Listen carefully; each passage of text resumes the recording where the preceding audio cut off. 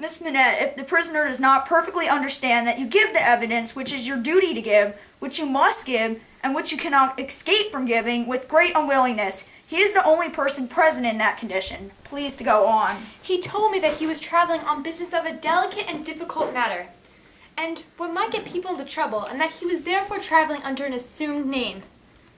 He said that this business had, within a few days, taken him to France, and might at intervals take him backwards and forwards between France and England for a long time to come. Did he say anything about America, Miss Minette? Be particular. He tried to explain to me how the quarrel had arisen, and he said that, so far as he could judge, it was a wrong and foolish one on England's part. He added in a jesting way that perhaps George Washington might gain almost as great a name in history as George III. But there was no harm in his way of saying this. It was said laughingly and typical of the time.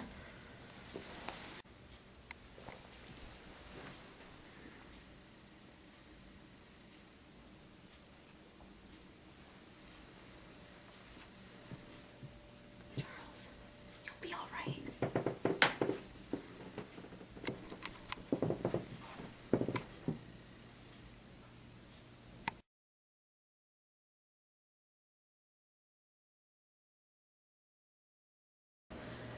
I think, Charles, that Mr. Carton deserves more consideration and respect than you showed for him tonight. I'll remember it always, my dear.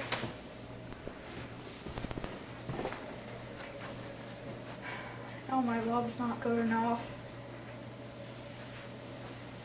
Love her anyway.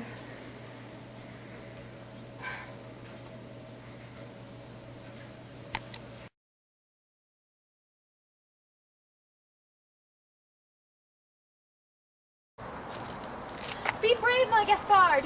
No! My child! My child! God have mercy!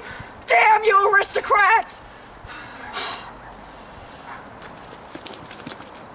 What do you think you did to my horses?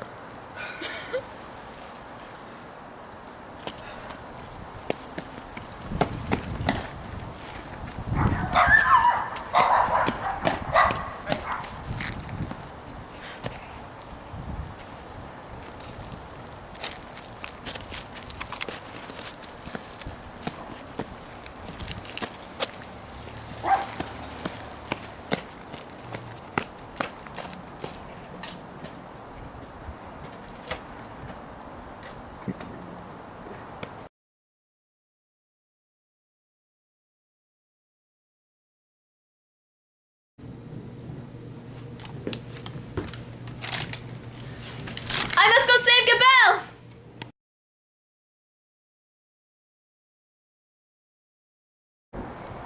Your age, Evermond? 37. Married, Evermond? Yes, Where married? in England. Without doubt.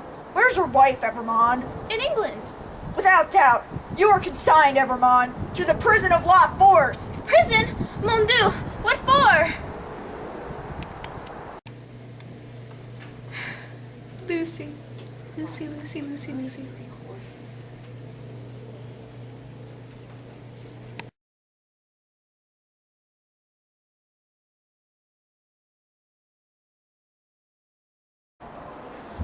Poor Charles. He's all alone in prison. I hope he's all right. I hope he's all right. I hope he'll live.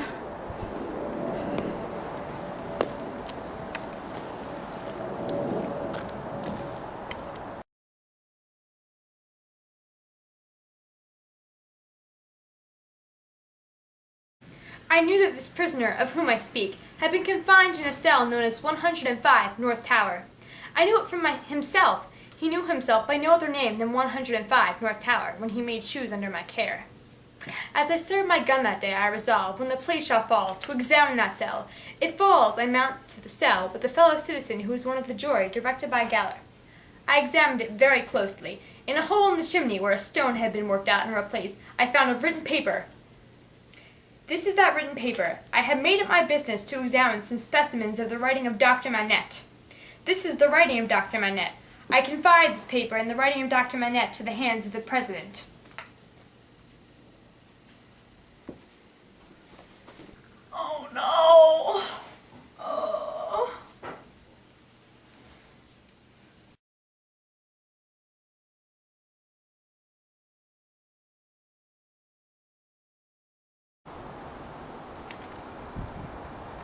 Prisoner 22.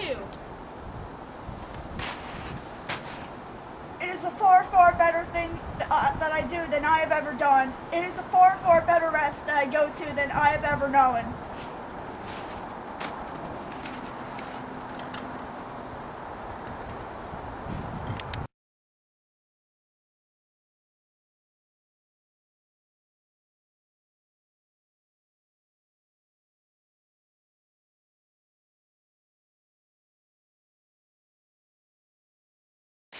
Yeah, woo, no music. Oh no, Cart and Darnay had a little bit too much to drink.